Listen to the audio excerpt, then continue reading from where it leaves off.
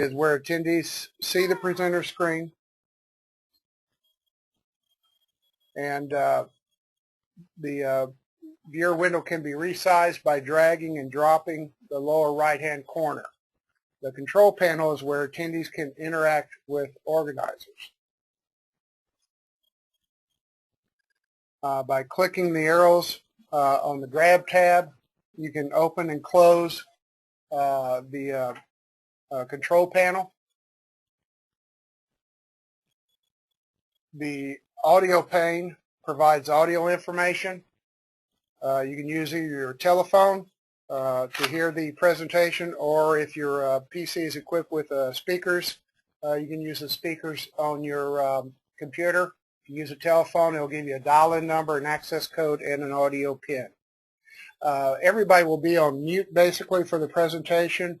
If you have any questions, please type them in the chat box, and we'll try to get to everybody's questions by the at the end of the webinar.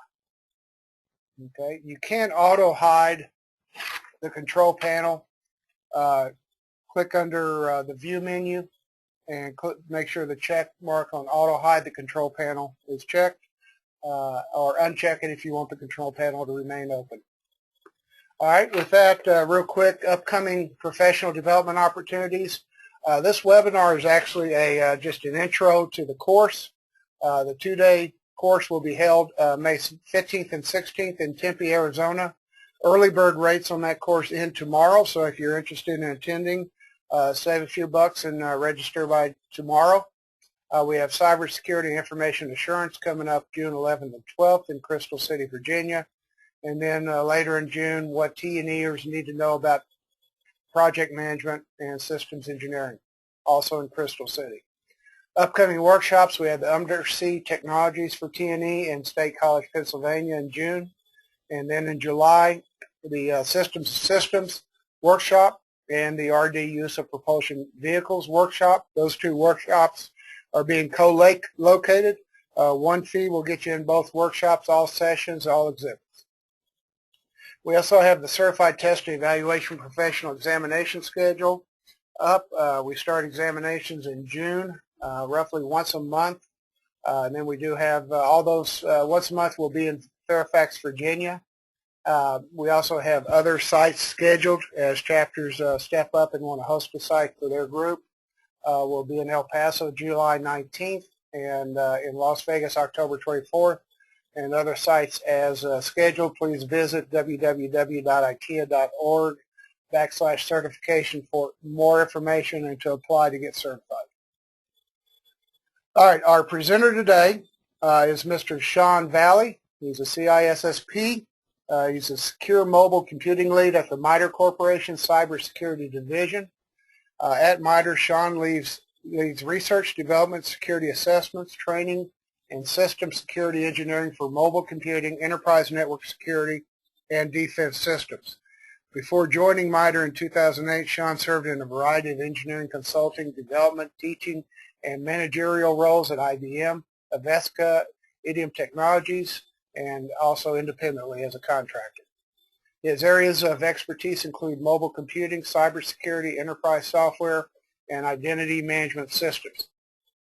He has developed several white papers and training courses in these areas and frequently gives talks at government and public conferences. Sean earned his bachelor's in Management Information Systems with honors from Northeastern University. So without further ado, I'll turn it over to Sean Valley, and please give him your undivided attention. All yours, Sean. Thank you, James, and thanks everybody for joining. So what we'll do over the next 40 or 50 minutes or so is give a little bit of an overview of the Android mobile operating system from a security perspective, and we'll focus it on the area of forensics and security testing. So I've packed a deck of slides with some real-world examples and lots of information, so I'll dive right in.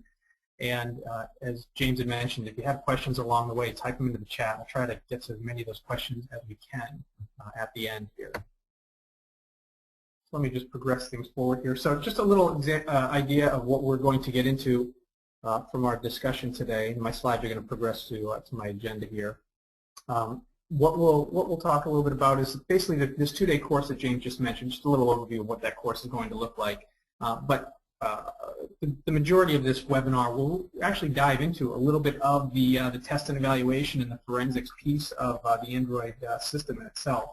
So we will look at some of the deep technical areas that we cover in this course and some real-world examples in the world of forensics. So we'll look at how we gather some of the data and how we actually analyze some of the data. Taking a look at this two-day course that actually comes up in a couple weeks here. It's broken into about 6 different categories, which I have here on the left, and it's basically a two-day course, about 7 hours each day. And one of the key areas I like to bring to the attention here is there's a lot of hands-on exercises in the course, probably about 4 hours of hands-on labs. And as all instructors have their own model, my model isn't, since I've been doing this since 1997. I have a firm belief in telling, showing, and doing. Tell our audience how we're going to work something, show how we do it, and then we'll do it together as a group. And everyone works differently and learns differently, so I try to make sure we have lots of hands-on lab time when we do that course. As far as the course goes, there's some areas that are covered, and some of the areas that we will cover today in this webinar. There is the technology side of digital mobile forensics, as well as the legalities that come involved in that. This being a very technical area, and Android being a system that is based on Linux, there's a little bit of a Linux overview and some deep technical areas in Linux. And then we get into the Android operating system itself and the security of the Android operating system and security of applications that run on Android. And we get into quite a few different tools that would help someone who's a forensics analyst or security engineer or T&E engineer get their job done. Using open source tools and commercially available tools as well. So we'll take a look at some of those today in the short amount of time we have. So some people have asked, who are the type of people that might benefit from this webinar or from these courses? And I look at it as, and having run this type of course several times now, there's really four types of folks that I really see benefiting from this type of this education. First up here, the Android geek, and really I look at that as the application developer, the mobile security engineer, that type of person here. And then you've got the forensics folks, the folks who live in the forensics area. And I like this photo here, but I really mean more the digital forensics folks, people who may have come from a background of PC forensics and now are trying to get into the mobile space. And then we've got our folks who have worked in the traditional information assurance model, some folks who are living in certification and accreditation space, and many of us who work in test and evaluation. We're looking to get systems tested so they can be certified and accredited and pushed out to large-scale organizations. The techniques that come out of this course can definitely benefit those folks as well.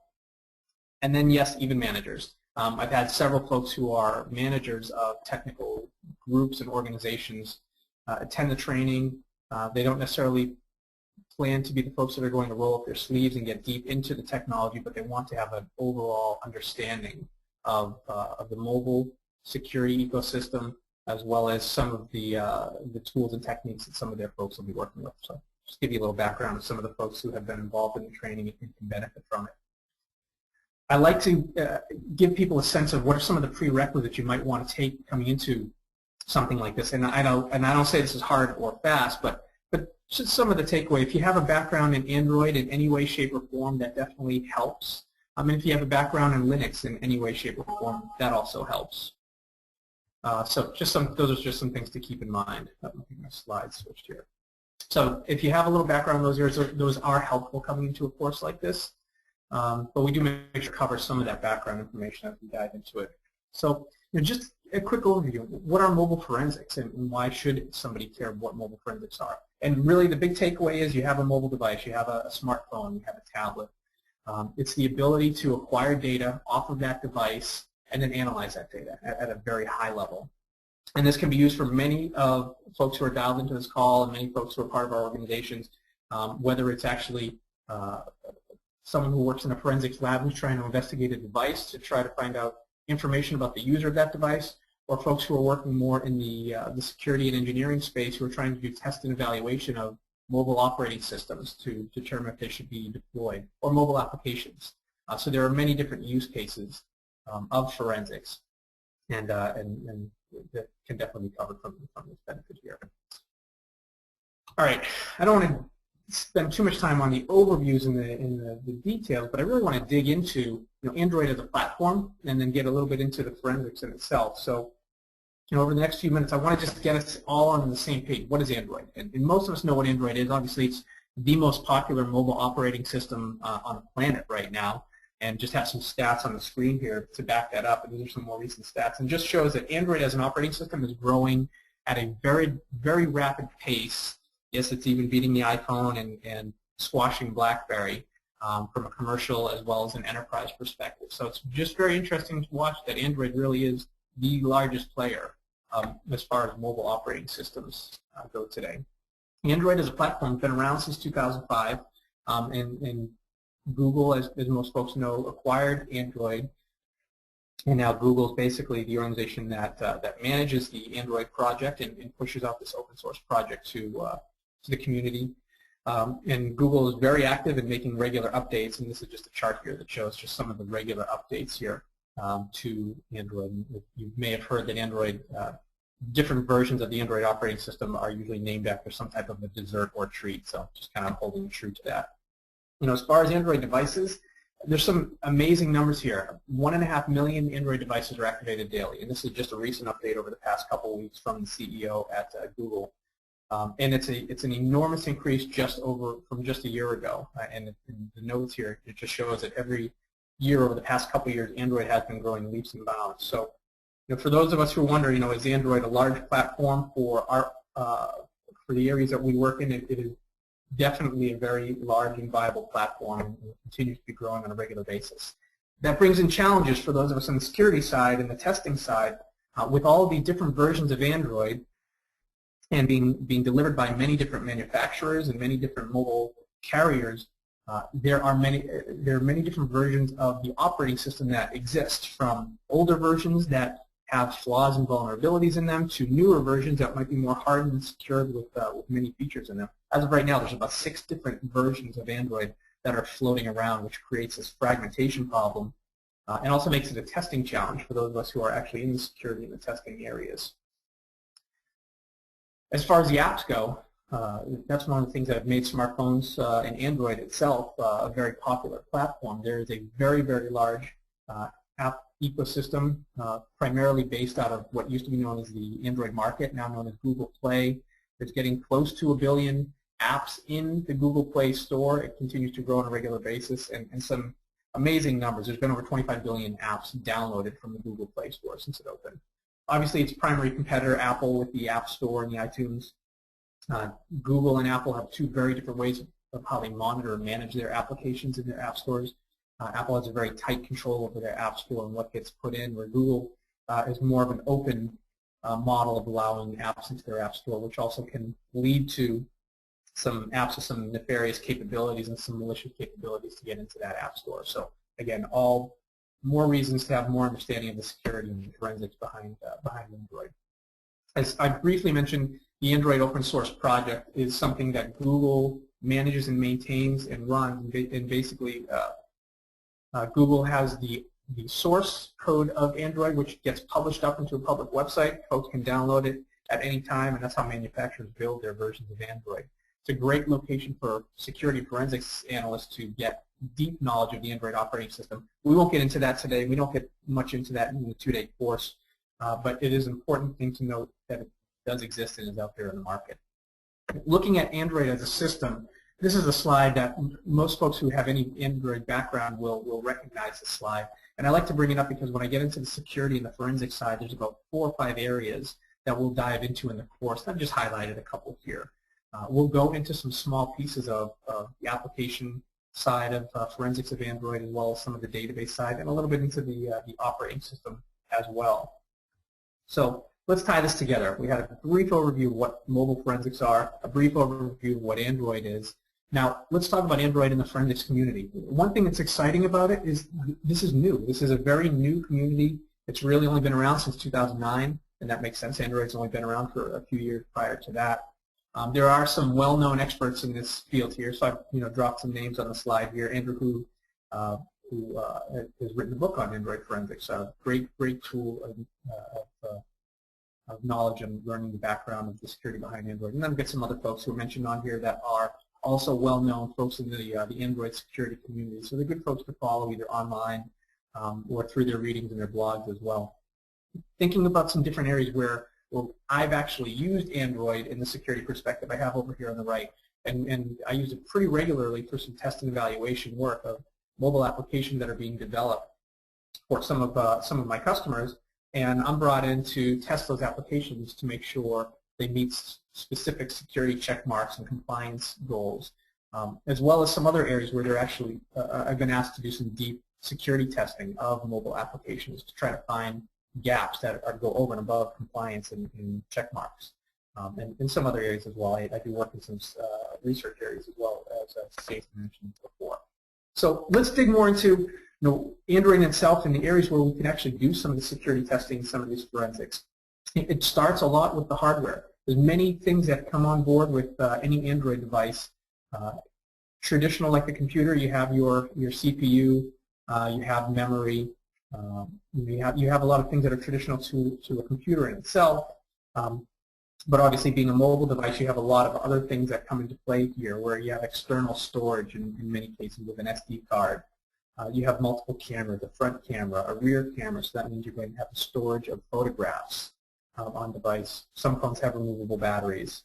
Every phone has a USB capability on it. And then you have all the new hardware sensors that are continuing to emerge on a regular basis with an accelerometer or a gyroscope, which when you rotate your device, the screen changes direction, and many other uses as well. Obviously, a speaker and a microphone, which also will give us the ability to possibly have recorded information, which will benefit us from a forensic perspective. Now, looking at a chart here that gives us a little bit more of a visual breakdown of the Android operating system, there is rich data all over this operating system, and I've got some arrows pointing at some of the key areas that we'll poke at from a forensics perspective. We'll look at databases, we'll look at files stored on device in other areas. We'll look at the memory, and we'll explore different locations where data can be stored on Android. And I've got different terms over these arrows talking about logical and physical. And we'll get into some more of that detail later on. Now, as far as Android forensics goes, there are many tools that exist in the market, many open source, many commercial tools. One of the most popular is a tool that is developed and released by Google. It's made available for developers and becomes some of the more useful tools for us as security engineers and forensics analysts. Built into the Android software development kit, which is freely available from developer.google.com, there's a tool called Android Debug Bridge, and most folks just call it ADB. And ADB is a command line tool which gives developers access to a lot of the core capabilities of Android, and from a forensics perspective, it's one of our best friends. Many other tools exist, and in the two-day course, we'll go through dozens of different tools, from expensive commercial tools to freely available open source tools. But a quick overview of ADB, which it's nice and easy to take a look at this quickly just to get a sense of what type of information we could pull out of Android Debug Bridge. From a testing perspective, if you are actually testing with a real Android device, maybe you have your Samsung phone or your HTC phone or your tablet or whatever the case may be, there are some key things that need to take place if you're actually going to do some testing and try to look at data that lives on the device. And most phones have the ability for users to enable something called USB debugging mode. And it's a mode that was developed for application developers to test their applications, to make sure they're running properly so that their phones can connect up to their PCs for development and test. So this is going to be one of the key pieces that we start with from a forensics perspective. So we need to actually make sure USB debugging is enabled on our phones. Now this can bring in lots of challenges. Now if we are doing forensics as a mobile forensics lab test, we may be acquiring someone else's phone, and maybe that phone has a lock on it, a passcode or a password. But to enable USB debugging, you need to unlock that passcode. So there might be challenges if you're doing this test and you don't actually have the user available. You may need to figure out ways around that passcode. And there are ways to brute force and break through passcodes.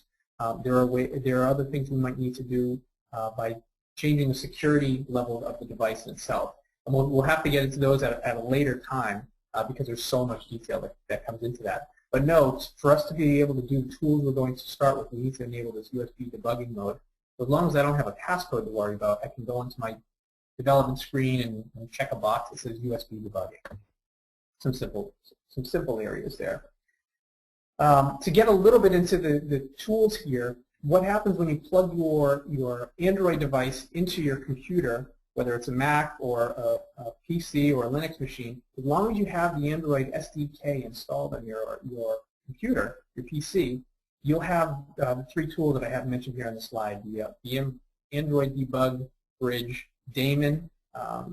One lives on the device, one lives on your PC, and then the actual ADB software lives on your PC as well. So once you plug your device into your computer via USB, these daemons detect one another, and that's when you can start doing some forensics work and being able to use your computer to identify information that lives on your device. Just to give a quick overview. So with the limited amount of time we have here in this webinar, I've taken some examples from one of the phones that I actually do some work on. So I have an HTC phone, which I use for a lot of my lab work. And what I do is when I plug that into my computer, I want to make sure that my computer sees the phone and all works. And I open up a command line. So if I'm on Windows, I'll open up a DOS prompt. If I'm in Mac, I'll open the terminal window, same thing with Linux. And I type in the command ADB devices, and I get a little message down below. And all this message confirms to me is your phone's plugged in, and your computer can see your phone, and your phone can see your computer. And this is step one for me to say, okay, great. Now I can start doing some forensics work here. So some of the key areas, just giving us an introduction of this ADB tool, is the ability to navigate everything that's on your Android phone or your Android tablet right through your computer. And there's a capability built right into the ADB tools called Shell. And if you are able to type in the command that I have mentioned here on the slide, ADB Shell, and if you're prompted back with a pound sign and a blinking cursor, you as the forensics analyst, as the security engineer, now have basically unfiltered access into the device to be able to navigate around the device, look at directories on the device, and be able to extract data from the device. Now, it's not that easily done, because in some cases your phone may have permissions locked down, which require us to do some additional techniques, which we'll get into later on. So your mileage may vary getting into the device here, but this is one of the key commands that I use as a forensics analyst to be able to get into an Android device and then start to find the data that I need to get into. As an example, on my HTC device, when I did an ADB shell into the device, I wanted to go take a look at some of the data that lives on this device, and I've just got a quick example of one of the tests I did here. I know of a directory that most of my applications live in. This is a common directory on most Android devices. Most of your applications live in a directory that has a pretty plain name, /data/data. And as I look in this directory, I can see a whole bunch of files that start with the word com.something.something. These are the package names of most of the applications that live on the Android device that I now have access to. And it looks like I have a bunch of free games and some applications, and probably if I scroll down I have some business applications in there as well. Knowing that this directory exists and this is where most of my applications live, I'll be able to pull out a lot of rich data that live in this directory. So we'll start to dig into how do we do that? How do we get into that area? So let's learn a little bit more about what can be pulled using this ADB tool for Android. What type of information can we look at on an Android device? And here's an example of it. There is a lot of rich data. You have your text messages or your SMS messages. You have the possibility of retrieving deleted text messages as well. And you have all of this other information, things from your calendar and from your email. As I just showed you the /data/data directory, you have all of your applications that live there, and I'm sure some of those applications might have some interesting data that we take a look at. as well as your GPS and your Maps application. So quite a bit of information can be pulled using the ADV tools. And as we're starting to think about it a little bit more from a forensics perspective, well, what other types of data, or what types of data live on your device? So I have just a quick example here. You've got the Android operating system that Google creates, and Google has a whole slew of applications that exist with the browser, the web browser.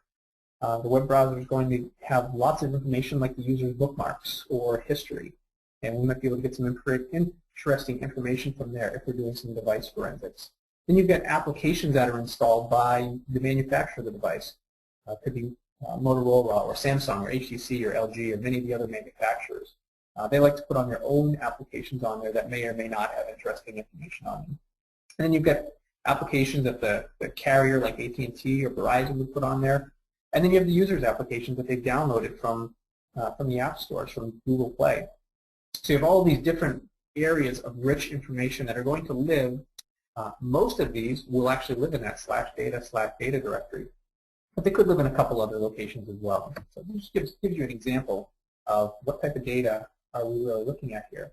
So back to the browser that Google puts on Android, which again lives in that /data/data directory.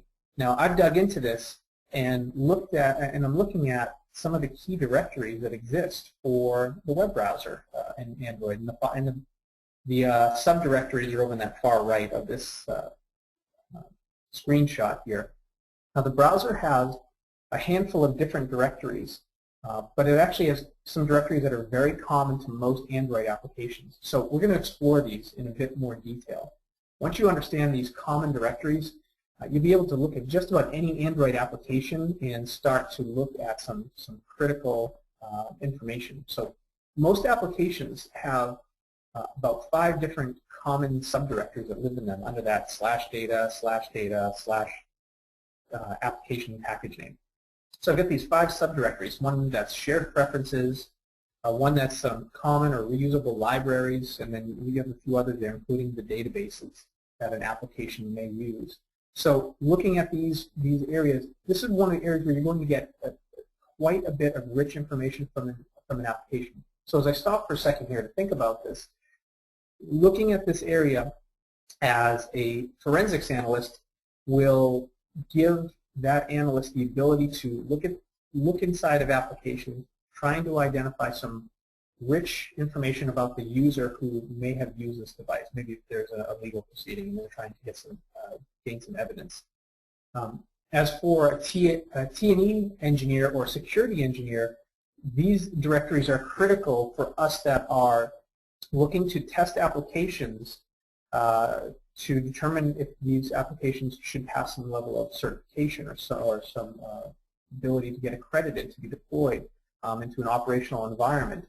And these are the areas that most applications would be tested to identify are sensitive information living in these directories.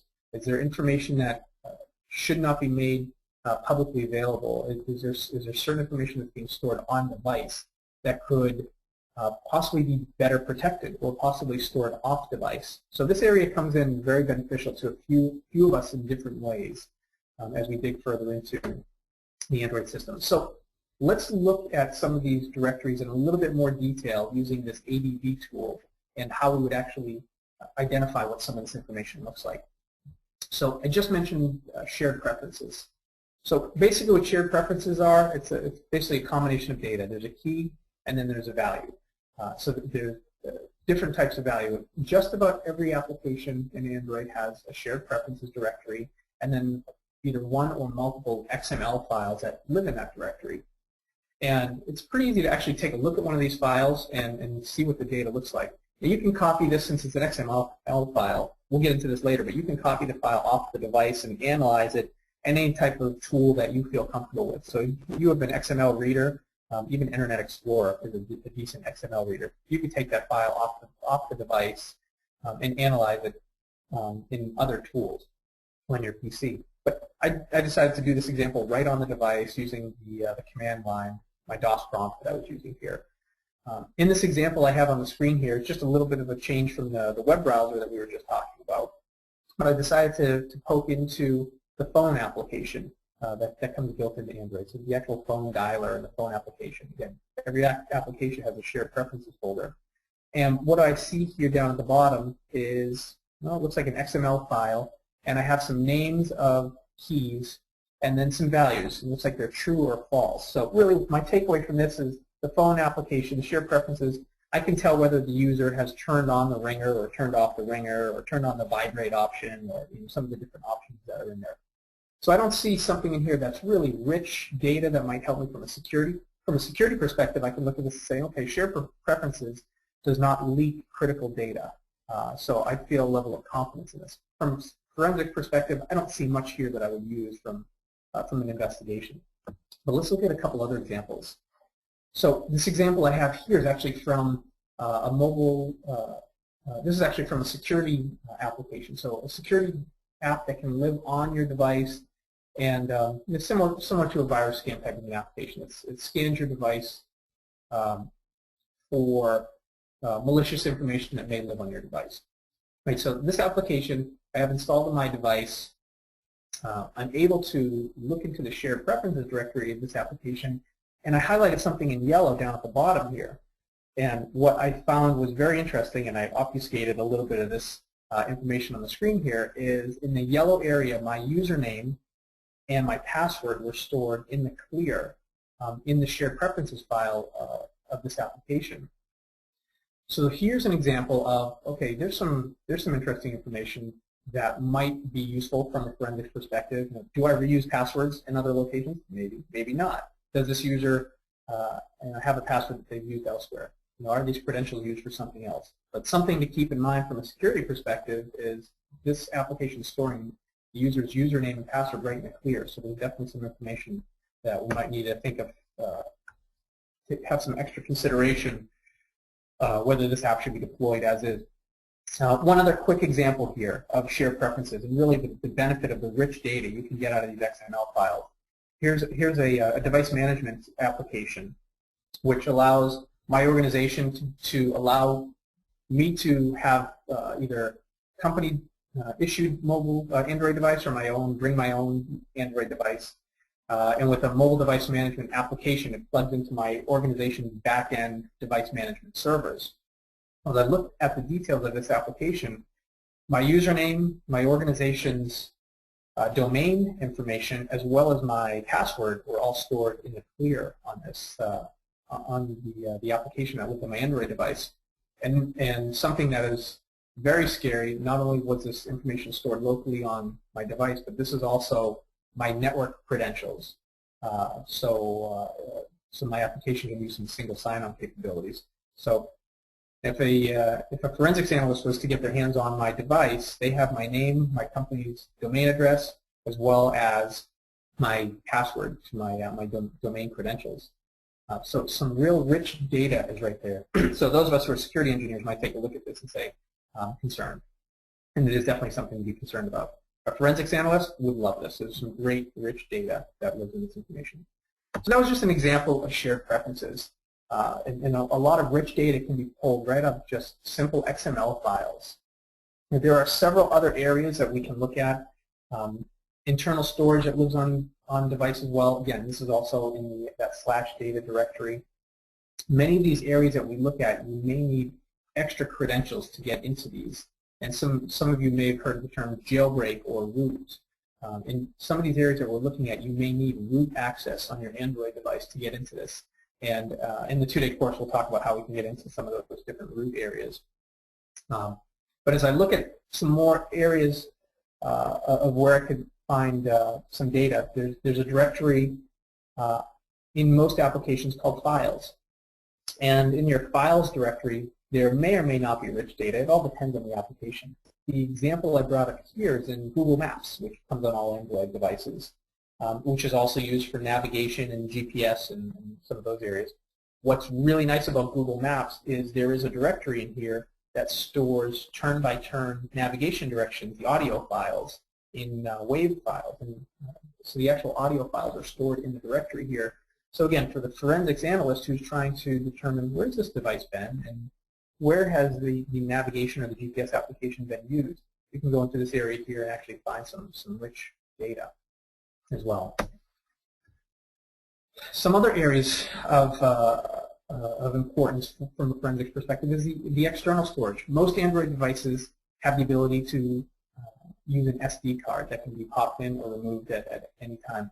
Historically, SD cards do not have strong permissions on them, which make it great from a forensics perspective, dangerous from a security perspective. With the limited security on SD cards, in the large capacity of storage, many app developers like to store their information on SD cards because it doesn't take away from the user's memory on device. So a lot of rich data gets stored on SD cards. A lot of map-type applications store their maps and extra data on the SD card of the device because there is so much more space on an SD card than there actually is on device. And there can be some very rich data there as well. So again, another great area where we can poke and find some information for those of us who are trying to do some security testing here. So as we start to get closer to wrapping up this section here, other areas where we will do some forensics testing using ADV and other tools is the database. Android, along with most mobile operating systems, come equipped with a very small micro database management system. And the database system is known as SQLite. It's an open source database management system. And it's very small and lightweight and works very well on embedded systems and lightweight operating systems like Android. SQLite tools are commonly included on most Android phones. Some phones do not have them, but the tools are built right into Android, and it allows us to test right on a device the ability to look inside of a database and possibly extract some data. Databases are most commonly where the most rich data will live in an application. That's where a lot of the detailed information from an application lives. So, without going into too much detail, there's only a handful of SQL or SQL commands that us as an analyst would really need to know to be able to do some quick testing on Android. And in the class, we'll get into a lot more of these commands, but here's just a handful of them that really allow me to get my job done for testing databases and understanding some of the gaps and security holes and rich data that may live in a database. The example I have here is from a financial application where I was able to poke and prod inside this application's database to be able to find out how much money the user has deposited into their bank account and how much money is actually stored in their account, or at least on their device's application that might be tied to their bank account. So the image I have here on the slide just shows that it looks like there was a transaction done at 8 o'clock.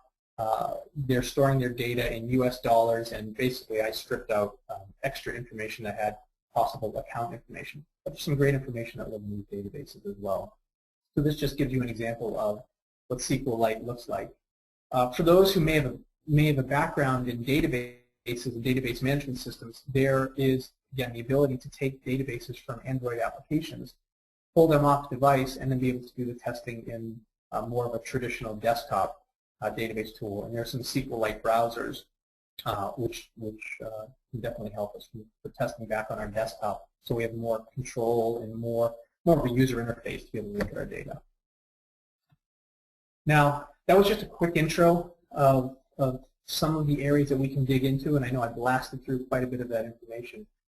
That was the very high level of how we can quickly plug into an Android device, look at a few directories of information, gather a little bit of information, and now, since we're focusing on forensics in this case right here, start to think about how can I document what I found and gather a case, gather information for the case if I'm doing forensics. And again, from a security engineer and a teaming perspective, we're looking for security gaps that may live in applications, so we can document whether the application can meet some of our testing criteria. So this is the point here where we need to think about, from an analysis perspective, what information have we gathered, what else can we be looking for as we start to dig into other applications. In our 2-day course, which we have coming up, we have a series of this series of learning objectives, which I mentioned at the top of this slide deck, that we cover over this course. And basically do it with a minimal amount of lecture, with a whole slew of actual Android devices and hardware-based commercial tools that we bring in and do experimentation and exploration on. With this course, we get into areas of how do we bypass the passcode on an Android device? How do we root or jailbreak an Android device?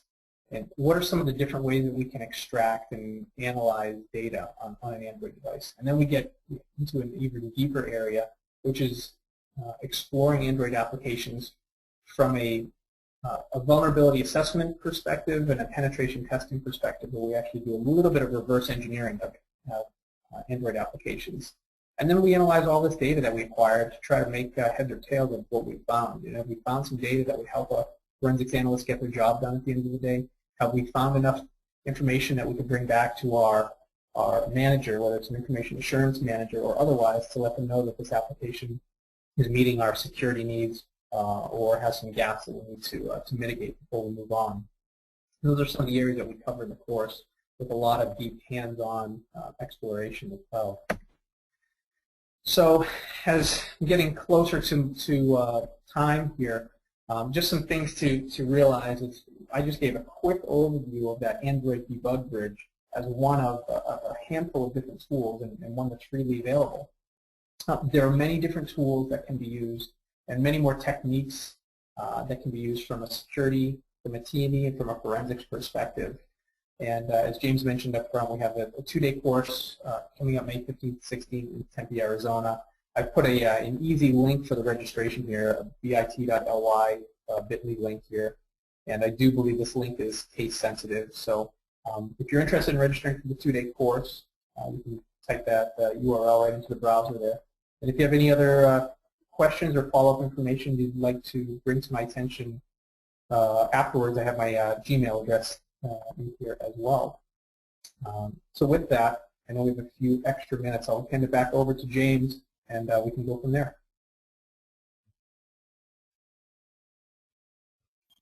All right, very good. Thank you, Sean. Excellent presentation. We do have some time for some questions. So if you have a question, please type it in to the chat screen there. Let's see. One person's asking about the class in Arizona. Sean, are computers going to be provided, or do the students need to bring their own?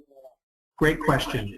And we were just doing logistics with this. So the class in Arizona, as I like to call it, is a bring your own laptop course. So whether you bring your own personal device, your personal laptop, or a company-issued laptop, definitely bring your own. And with that, it can be a Windows machine, Mac, Linux machine. We'll be able to use the tools that we have in the course on any type of your mainstream desktop system. Also, if you have your own Android device, a lab device that you don't mind doing some interesting things on that device, feel free to bring those to the course as well. I will have a handful, maybe even a couple handfuls of Android phones and tablets in the room with us, so we'll be able to do some real-world hands-on with some devices I'll bring. Okay. All right, remember tomorrow is the last day for the early bird rate for the Android class. So if you are planning on attending and want to save a few bucks, make sure you get your registration in tomorrow. Like I said, this webinar is being recorded and will be posted on the ITEA website under recorded webinars, as well as the presentation slides will be up there. Okay. Any other questions?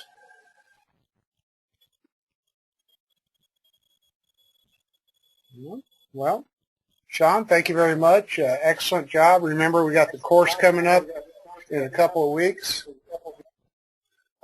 We have Cybersecurity and Information Assurance course coming up June 11th and 12th in Crystal City, Virginia, and what T&Ers need to know about project management and systems engineering, June 18th through 20th, also in Crystal City.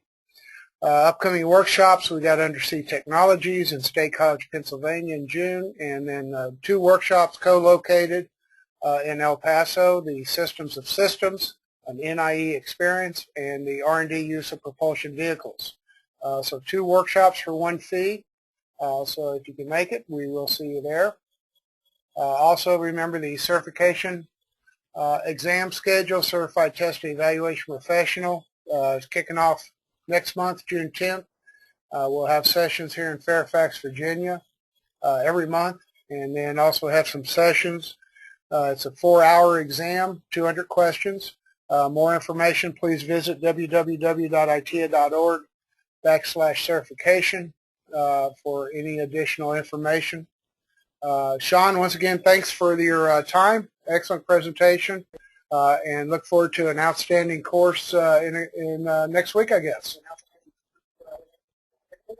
Thank you, James. Thank you, everybody else. All right. With that, we will end the webinar. Thank you, everybody, for joining us today, and have a wonderful week.